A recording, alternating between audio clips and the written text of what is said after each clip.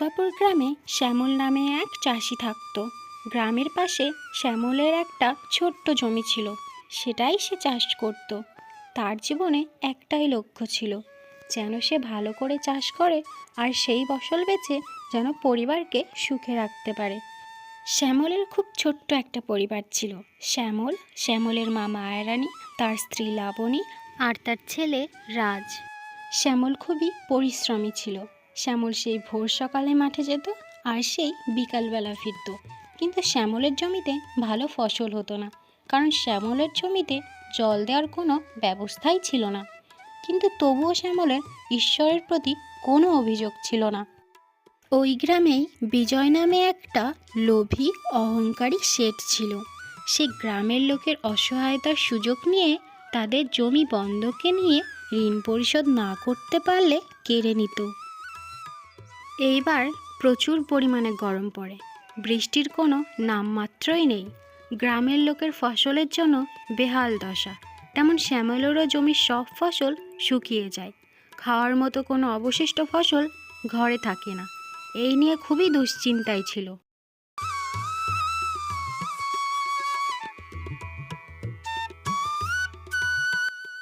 দাদা, এবার তো খুবই গরম পড়েছে, বৃষ্টির নামমাত্র নেই, খাওয়ারও কিছু নেই, এখন কি হবে? হ্যাঁ শ্যামল, সবারই একই অবস্থা। ঘরের বাচ্চাদের যে খাওয়াবো সেটুকু খাবারও তাই নেই। সরকার থেকে বলেছে যে কৃষকদের সাহায্য করবে, কিন্তু এখনো অবধি নামমাত্র নেই সাহায্য করার। আমি নিজেই বুঝতে পারছি না এই পরিস্থিতি থেকে কিভাবে বেরোবো। আমাদের একসাথে কিছু করা উচিত। আমার মনে হয় আমাদের বিজয় শেঠের কাছ থেকে সাহায্য নেওয়া উচিত।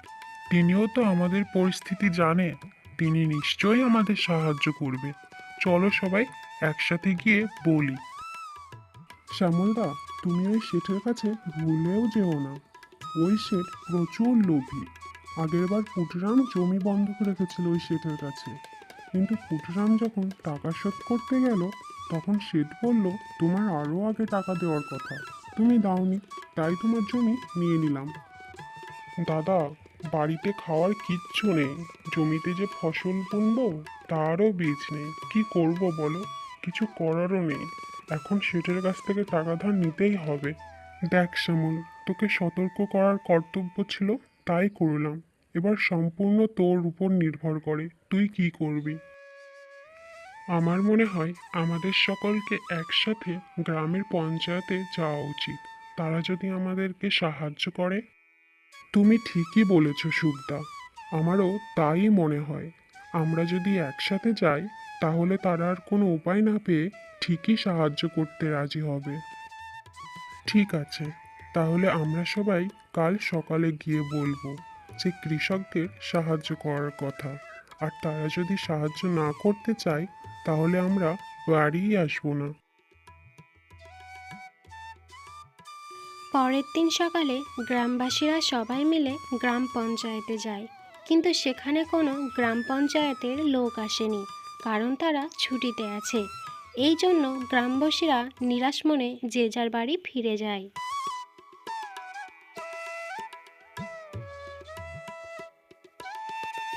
লাবণী, এখন কি করব? গ্রাম পঞ্চায়েতের থেকে তো কোনো সাহায্য পাইনি। এমন চললে তো আমরা না খেয়েই মরে যাব।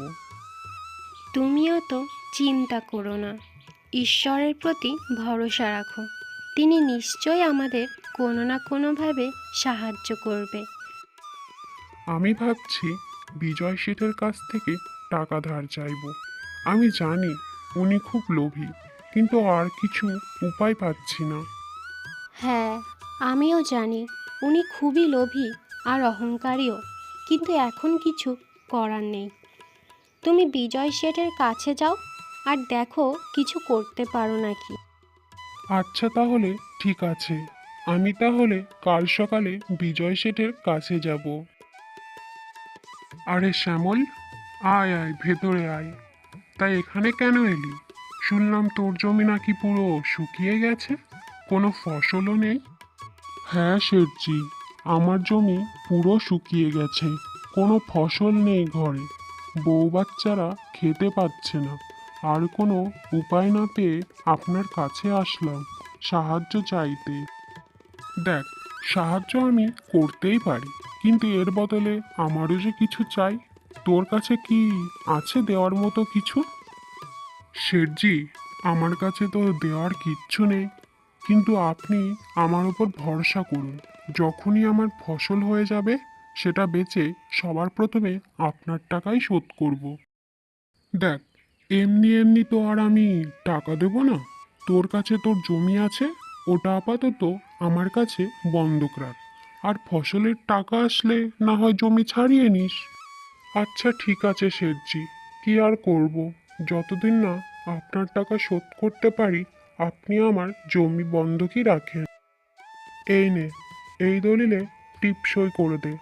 যতদিন না তুই আমার টাকা পরিশোধ করতে পারছিস, এই জমি আমার কাছেই বন্ধক থাকবে। আর যদি তুই টাকা না শোধ করতে পারিস, তাহলে এই জমি আমার হয়ে যাবে, তোর কোনো অধিকার থাকবে না। শেঠজি, আপনি চিন্তা করবেন না, আমি খুব পরিশ্রম করব আর আপনার টাকা শোধ করে দেব। শুধু আপনি আমাকে কিছু টাকা ধার দিন। এই নে। তারপর শ্যামল দলিলে আঙুলের ছাপ দিয়ে দেয়। তারপর শ্যামল বাড়ির দিকে চলে যায়।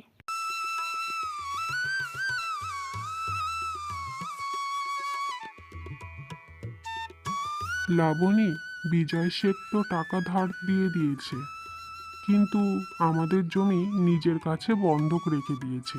যদি আমরা সময় মতো টাকা না দিই, তো ওই জমি নিয়ে নেবে। তুমিও তো চিন্তা করো না, সব ঠিক হবে।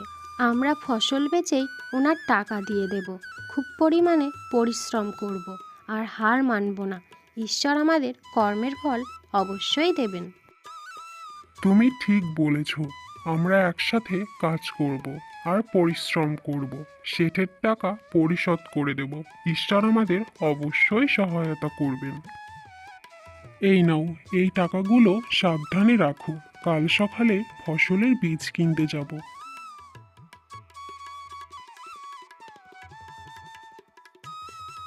তার পরের দিন সকাল থেকেই শ্যামল জমিতে খুব পরিমাণে পরিশ্রম করে।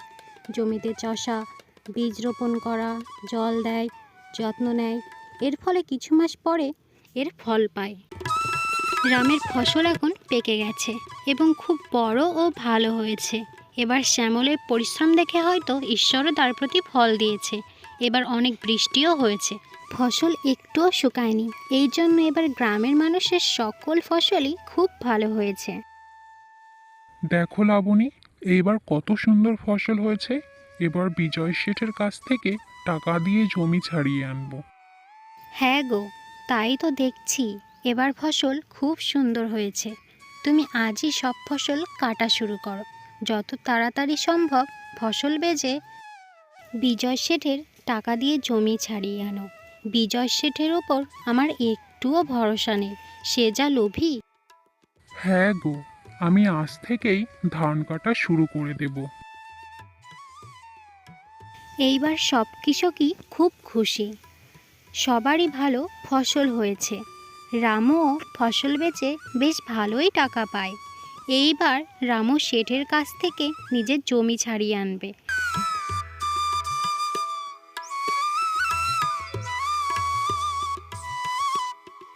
লাবণী দেখো, এইবার ফসল বেচে কত লাভ হয়েছে। এইবার আমি জমি ছাড়িয়ে আনবো। আমি তো তোমায় আগেই বলেছিলাম, ঈশ্বরের প্রতি ভরসা রাখো, সব ঠিক হয়ে যাবে।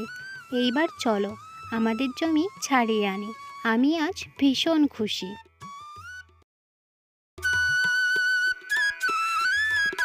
তারপর তারা দুজন বিজয় শেঠের বাড়িতে যায়। শেঠজি, এই যে আপনার সুদ সমেত টাকা, এইবার আমাদের জমি ফেরত দিয়ে দিন। মা, এই কটা টাকা, এই কটা টাকা নিয়ে জমি ছাড়াতে এসেছিস? তোর যে টাকা দেওয়ার কথা, সে সময় তো চলে গেছে। এখন যে আর কিচ্ছু করার নেই। আপনি এসব কি কথা বলছেন শেঠজি? টাকা দেওয়ার সময় মানে? সে সময় চলে গেছে মানে? আপনি তো সময় বলেননি আমাকে। মানে হলো, দলিলও তো লেখাই ছিল যে তুই যদি 1 মাসের ভিতর সুদ সমেত টাকা না ফেরত দিতে পারিস তাহলে তোর জমি আর তোর থাকবে না, সেটা হয়ে যাবে আমার। মানে আপনি কি বলছেন শেঠজি? এ তো অন্যায়। আপনি তো জানেন একটা ফসল ফলাতে কমপক্ষে 5-6 মাস সময় লাগে, তাহলে আপনি এমন কি করে করতে পারেন? দেখ, এবার তোরা যদি না পড়ে দলিলে টিপসই মারিস, এতে আমার কোনো দোষ নেই। আর এখন যদি জমি নিতে চাস তাহলে আরও 50% টাকা বেশি দিবি, আর না পারলে এখান থেকে চলে যা। এ তো অন্যায়। আপনি এমন করতে পারেন না। আমরা এত কষ্ট করলাম আপনার টাকা মেটাতে, আর আপনি এমন করছেন? দেখ, তোরা এখন এখান থেকে যা, নালে ঘাড় ধাক্কা দিয়ে বের করে দেব। বিদায় হতো, যত সব ছোট লোক।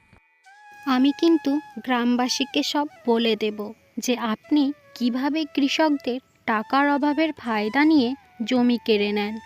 আমি কিন্তু সবাইকে নিয়ে আন্দোলন করব। যা করবি কর, শুধু এখান থেকে বিদায় হ।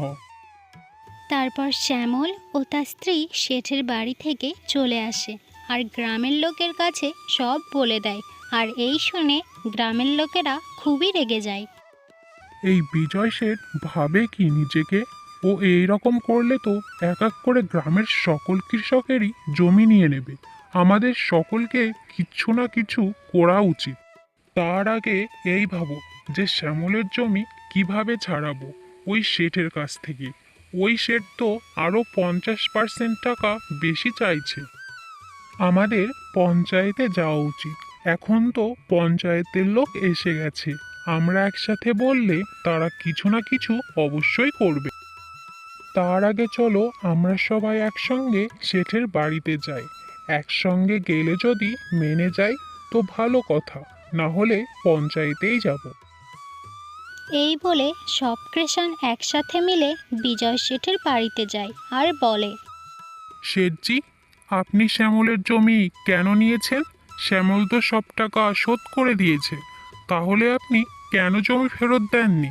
আবার বলেছেন 50% টাকা বেশি দিতে। আপনি শ্যামলের জমি ফেরত দিয়ে দিন। তোকে কে বলল যে শ্যামল টাকা দিয়ে দিয়েছে? শ্যামল জমি নিতে চাইলে আমাকে আরও 50% টাকা বেশি দিতে হবে, কারণ শ্যামলকে যে সময় দিয়েছিলাম তা পার হয়ে গেছে। টাকা দিলে জমি দিয়ে দেব। দেখুন শেঠ, সেটা আমরাও জানি আপনি কত বড় ঠকবাজ লোক। জমি বন্ধকের নাম করে আপনি জমিটা নিজে নিয়ে নেন, তাই ভালোই ভালোই বলছি। আপনি শ্যামলের জমি ফেরত দিয়ে দিন, না হলে আপনার নামে পঞ্চায়েতে বলে দেব। তারপর জানেনই তো তারা কি করবে। আর এই কথা যদি গ্রামবাসীরা জানে তাহলে সবার মুখে আপনার নামে নিন্দা থাকবে। এবার আপনি যা ভালো বুঝবেন তাই করবেন, দেখুন কি করেন। পঞ্চায়েতের নাম শুনে শেঠ একটু ভয় পায়। না না, এই কথা যদি পঞ্চায়েতে পৌঁছায় তাহলে আমার তো খুব বদনাম হবে। তাহলে আমার সব মান সম্মান ধুলোয় মিশে যাবে।